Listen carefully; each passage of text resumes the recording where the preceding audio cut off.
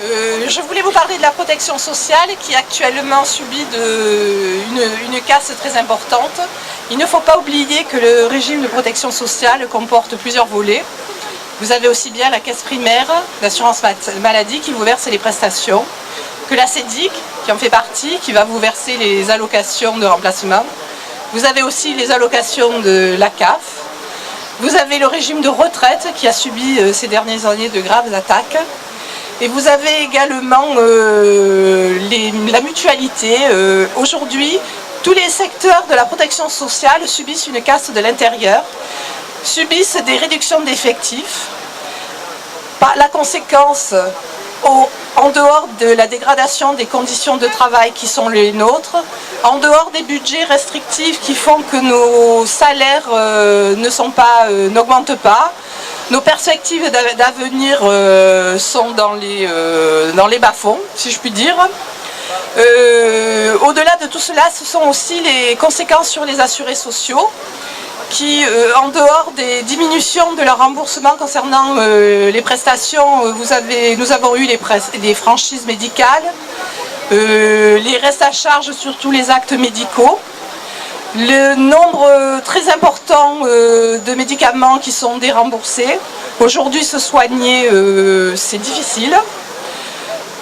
Et la casse se fait aussi donc de l'intérieur, la réduction des effectifs. Nous avons aussi des budgets de plus en plus restreints et des services qui sont mutualisés. C'est-à-dire qu'aujourd'hui, on supprime des services dans les départements pour les mutualiser. C'est-à-dire qu'on en supprime un à Nice, on renforce celui par exemple de Toulon. Alors aujourd'hui, l'assuré social, lorsqu'il fait un courriel, aura une réponse du VAR. Lorsqu'il demande une pension d'invalidité, elle sera traitée par le VAR. Lorsqu'un Toulonnais demande des renseignements ou demande la liquidation d'une rente accident de travail ou d'une maladie professionnelle, eh bien ce sera Toulon qui va lui faire son dossier. Malheureusement, il y a aussi des aléas dans la vie. Par exemple, le capital décès qui est servi aux familles lorsqu'un assuré décède est aussi traité par une autre caisse. Et voilà, tout un tas de services disparaît comme ça dans un département et regroupé dans un autre département. Tout ceci, c'est le contraire de la proximité du service public des assurés qui devait être donné aux assurés sociaux. Voilà. L'état de vos conditions de travail dans vos services, que ce soit dans la santé, dans les hôpitaux ou dans le social, nous intéresse en tant que retraités. Parce que nous nous posons la question de comment vous allez être pendant votre retraite. Dans quel état de santé, si vous prenez la retraite à plus de 65 ans dans les services, vous allez avoir une retraite vraiment en mauvais état. Donc les retraités sont soucieux de vos conditions de travail, justement. Il est important que vous vous battiez, que nous battions tous ensemble pour que tout cela change. Les retraités, le 11 octobre, étaient nombreux dans la rue, en France, et à Nice aussi, dans notre département, pour justement réclamer un accès aux soins pour tous, parce que c'est de plus en plus difficile quand vous arrivez âgé avec plusieurs pathologies, les déremboursements, les forfaits hospitaliers, les boîtes de médicaments à 0,50 centimes par boîte de médicaments, eh bien, beaucoup n'arrivent plus à se soigner. Et comme le disait Patrice Cataer, même dit ce matin, on a fait une page sur l'état de santé de la population. Et c'est grave, je crois, pour une société. La France, 5e puissance mondiale. Les retraités étaient également dans la rue par rapport à la perte d'autonomie. Hein, c'est un sujet, quel que soit l'âge, que nous portons, parce qu'il est important que ce soit pris en charge par la solidarité nationale, par la sécurité sociale. Et nous ne voulons pas d'une assurance à partir de 50 ans, nous ne voulons pas d'une CSG comme certains syndicats, pour ne pas les nommer, la CFDT, le préconise. Et en plus, ce qui est grave, c'est qu'on essaye de contrer les vieux contre les jeunes, hein, les retraités contre les salariés, et ça c'est désagréable et c'est pas possible. Les retraités étaient également dans la rue pour demander un pouvoir d'achat plus important, 300 € tout de suite de rattrapage. Il est important pour pouvoir vivre, et en plus sur la Côte d'Azur, la vie est chère, les loyers sont chers, Et c'est ce que nous allons porter. Et nous remercions l'Union Santé départementale qui nous associe à cette délégation pour pouvoir justement aller rencontrer la ministre ou son directeur de cabinet pour pouvoir lui expliquer tout ça une nouvelle fois. Et je crois que les retraités descendront de plus en plus dans la rue avec les salariés pour que nous gagnions des conditions de vie meilleures. Nous n'avons pas, la CGT a appelé à voter pour un changement, pour jeter Sarkozy. Nous l'avons fait. Et bien aujourd'hui on attend un autre changement. C'est plus possible comme ça. Merci.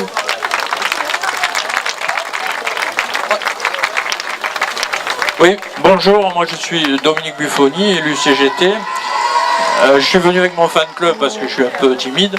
Et donc je suis censé représenter la psychiatrie, plus particulièrement l'hôpital Sainte-Marie-Nice, un établissement qui représente un groupe de 5000 salariés. Alors, effectivement, je pourrais vous exposer la difficulté de la psychiatrie, cette difficulté pour les exclus, parmi les exclus, d'avoir accès aux soins.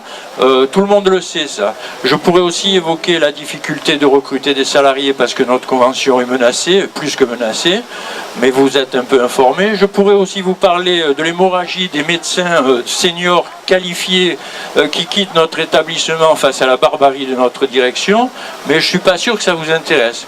Moi, ce que j'ai envie de vous dire, c'est juste un mot sur les nécessaires solidarités, parce qu'on est venu d'horizons tous différents aujourd'hui. Il y a des maisons de retraite, il y a des hôpitaux, il y a Manosque, il y a un peu toute la région PACA, mais je crois que c'est à la fois une faiblesse contre laquelle il faut lutter, parce que pour proposer l'accès aux soins égal à tous, il faut qu'on ait un discours unique et qu'on défende une solidarité générale dans la société.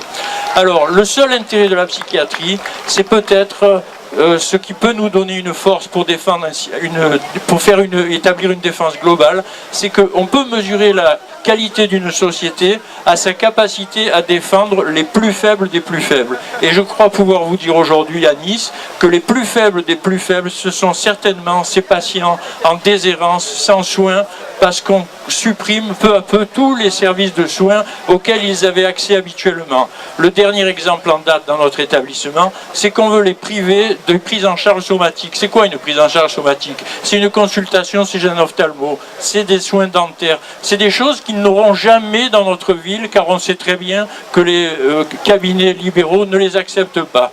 Donc nous, ce qu'on demande, c'est une solidarité générale du dispositif de soins pour que toute la population ait accès aux soins, y compris les plus défavorisés, c'est-à-dire les malades mentaux. Voilà, c'est le discours qu'on va porter aujourd'hui auprès du ministre. Merci. Alors nous sommes ici pour représenter la maison d'accueil spécialisée de Palme-Rose. Convention 51 et évidemment tout ce qui a été dit aujourd'hui, on ne peut que le répéter. Mais nous, juste un mot en fait qui est écrit là, bien au-dessous, respect de notre travail, respect de notre convention, parce que c'est pas de la merde. Oui, c'est une belle convention, il faut la protéger, il faut la garder, et il faut se battre pour ça. Et on sera tous solidaires, nous, Palme-Rose, on va se battre jusqu'au bout. Et on sera là. Voilà. Bonjour, Jean-Jacques Michaud, je suis président du comité Santé publique 06 qui représente les usagers. Voilà, en fait, on est solidaire de toute cette manifestation. On est présent et aujourd'hui parce qu'il faut vraiment, je rejoins ce qui vient d'être dit, la solidarité totale. Je voudrais surtout insister sur trois choses auxquelles on a participé. Comme l'a dit Patrice Cataert, au niveau de l'hôpital de Grasse, où on s'est battu pour la réanimation, pour maintenir la réanimation, on est en statut jusqu'en 2014 à peu près. On se bat également pour la pédiatrie publique à Nice, parce que, bon, on l'a dit, et Delphine l'a représenté de manière à ce qu'il reste une pédiatrie publique. À l'heure actuelle, la Fondation Lanval fait que la représentation au niveau du public n'y est plus. Et puis on se bat également pour les hôpitaux locaux, la défense des hôpitaux locaux dans l'arrière-pays. Là, ce sont des services de médecine qui sont menacés. Il y a 7 hôpitaux qui sont menacés dans l'arrière-pays. Et là, on est intervenu au niveau du comité national, comité de coordination nationale, qui a été reçu par un représentant du ministre. Et le cas de Nice et des hôpitaux locaux ont été abordés. Voilà ce que je voulais dire. On se bat aussi pour la disparition de l'ARS, personne n'en a parlé, mais je pense que c'est très très important, parce qu'en fait c'est le bras armé du gouvernement, et ça il faut vraiment faire en sorte que l'ARS disparaisse, ça me semble essentiel. Déjà, je remercie les professionnels de santé, les professionnels des organismes sociaux qui se sont mobilisés. Je remercie le Front de Gauche qui nous a apporté son soutien aujourd'hui, en la personne de Cécile Dumas. Et je rappelle également que nous avons besoin tous ensemble de lutter, parce que la problématique hospitalière, la problématique de santé, elle nous concerne tous, à différents niveaux, parce que quelle que soit notre profession d'origine, nous serons tous des usagers de la santé. Nous avons tous autour de nous des enfants, des parents qu'il faut à un moment donné, pour lesquels nous devons répondre à une prise en charge, et nous avons tous les mêmes difficultés sur le département lorsqu'on se trouve confronté à la maladie dans des moments particulièrement difficiles.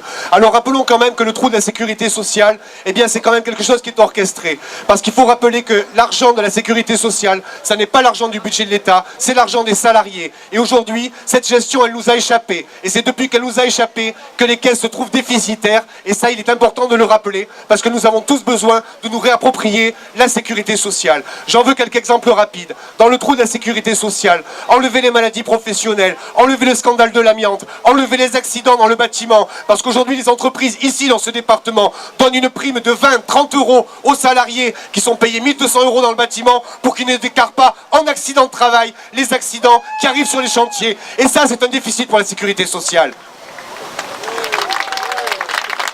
Je rappellerai également aujourd'hui combien la santé et la sécurité sociale enrichissent les ambulances privées, enrichissent les officines. Regardez combien les pharmacies, combien l'industrie pharmaceutique se porte bien aujourd'hui au niveau du CAC 40 et combien ces industries sont cotées en bourse. Alors oui, la CGT, elle a la proposition que la santé, ça soit un bien public. Un bien public, ça veut dire que désormais, dans les hôpitaux, eh bien, on pourrait avoir des laboratoires publics qui nous financent sur des molécules qui nous coûteraient nettement moins cher, qui arrêteraient d'enrichir les grands groupes pharmaceutiques et les grands laboratoires. On pourrait également avoir d'autres propositions au niveau de la recherche, par exemple. Tout ce qu'on a diminué en termes de recherche dans ce pays, en cassant les services publics et en cassant la recherche, eh bien ça se fait à un moment donné au détriment de l'hôpital. Il est important aussi qu'on ait notre regard sur l'environnement et la société, parce qu'il y a des choses qui ne sont pas inéluctables. Aujourd'hui, la montée en flèche du cancer, eh bien on sait qu'elle sert quand même à l'industrie agroalimentaire. On sait qu'elle sert aux grands lobbies et que malheureusement, sur notre dos, ils s'enrichissent et qu'aujourd'hui, le gouvernement continue d'être complice de ces grandes industries qui sont en train de nous tuer petit à petit. On nous parle de l'allongement de la durée de la vie. Malheureusement, les camarades y ont fait référence. On a tous autour de nous plus d'exemples de gens qui partent avant l'âge de 80 ans que de gens qui y arrivent. Et malheureusement, je suis comme vous, on est plus souvent invité aux enterrements qu'au mariage. Donc on a besoin de se battre tous ensemble. Et ensuite, rappeler aussi que ce qui échappe aujourd'hui au financement de la sécurité sociale, c'est que le gel des salaires, c'est tous les gens qui n'ont pas d'emploi, alors que dans nos hôpitaux, alors que partout, dans l'environnement, dans les services publics, on a besoin de recruter. Eh bien non, on préfère mettre les gens au chômage, on préfère stigmatiser ceux qui n'ont pas d'emploi en laissant croire qu'ils sont des privilégiés parce qu'ils touchent des indemnités ridicules et dérisoires qui ne leur permettent pas de vivre. Mais n'oubliez pas que la pauvreté, elle a un coût, parce que lorsqu'on mange mal, lorsqu'on vit mal, eh bien oui, on est plus fragile, on est plus malade. Et lorsqu'on a moins d'argent, eh bien on a moins de prévention, et moins de prévention, ce sont des coûts plus chers à terme. Donc c'est important qu'on continue à se mobiliser, qu'on se rappelle que la sécu c'est un bien public. N'oubliez pas qu'avant la sécurité sociale, il y avait 7 enfants sur 10 qui mouraient avant l'âge de 10 ans et qu'une femme sur 2 mourait en couche. Donc on a quand même fait des avancées spectaculaires. La sécu c'est pas un trou, c'est pas un déficit. La sécu c'est un progrès social qu'on doit défendre tous ensemble et les moyens existent. Il suffit de mettre en contribution la spéculation financière et l'argent du capital. Il suffit de réfléchir aussi aujourd'hui de plus mettre le patronat à contribution par rapport à la masse salariale, mais par rapport aux revenus réels des entreprises. Une entreprise qui embauche 10 personnes et qui gagne des millions, eh bien elle contribue moins qu'une entreprise d'aide à domicile qui est obligée de recruter 25 personnes. Alors oui, la CGT a des propositions, on peut modifier l'assiette des cotisations, on peut faire rentrer l'argent qui nous manque aujourd'hui, déjà en allant le chercher dans la poche des patrons, au travers des exonérations et au travers des détournements, des maladies professionnelles, des accidents de travail. Merci de votre écoute, continuons la lutte et on pourra gagner.